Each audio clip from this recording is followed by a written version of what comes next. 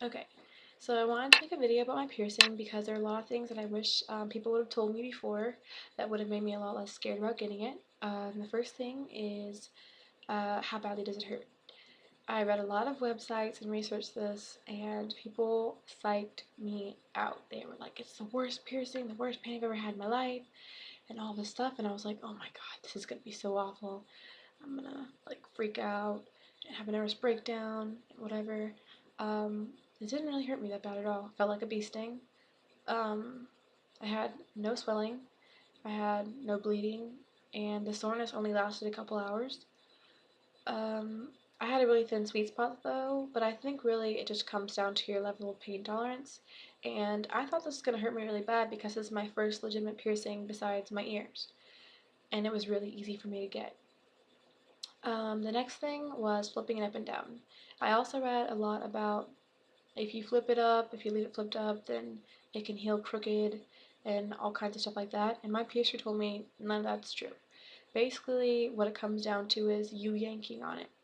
If you're not gentle when you're flipping it up and down, like very gentle when it's in the first few, like I would say the first week of having it, that's the only thing that can really make it heal crooked. Besides that, if it heals crooked, then you were pierced crookedly. Like that's all there is to it because flipping it up and down should not affect it at all. Um, with regards to maintenance, I would say it's high maintenance only because you have to clean it 3 to 4 times a day with antibacterial soap, and then you have to spray it. I have Bactine spray, and basically what that is it's a spray that you can use, you generally use on burns. Basically, it's just an antibacterial spray, and it also has like a little bit of a numbing agent in it. So you have to spray it 2 to 3 times a day. So in regards to keeping it clean, you really do have to keep up with that, and it can be hard. Like if you have a job like I do, on my break I just go and clean it in the bathroom and then come back out. But it doesn't hurt. It's easily concealed.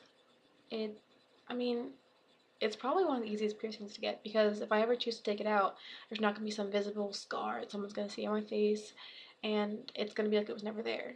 So I would say septum piercing is really easy to get. Don't let people scare you off from getting it. Like I said, with regards to pain, I think it really just is based on your tolerance and how much of a threshold you have for pain. But it wasn't bad for me.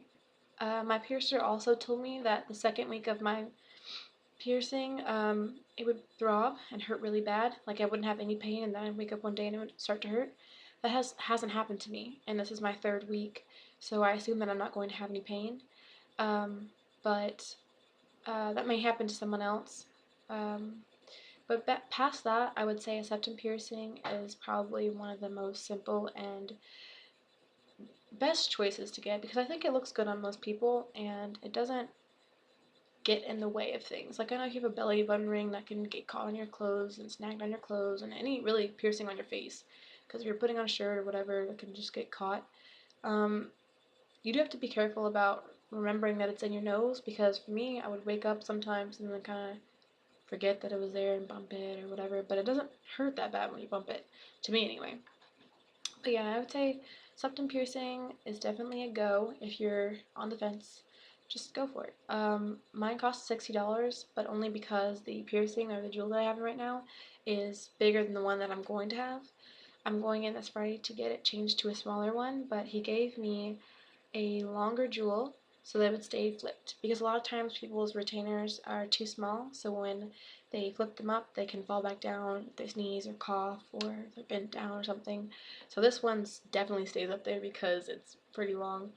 Um, yeah, he told me that in 3 to 4 weeks, well, he's only 3 weeks, I can change the jewel, so I guess that's the same for everyone else, and should take 3 to 4 months to fully heal. So that's really everything you would need to know about the piercing, and I hope I answered some questions. Let me know if you have anything else, or if you're wondering about anything, and I can try to help you. Um, yeah, that's it.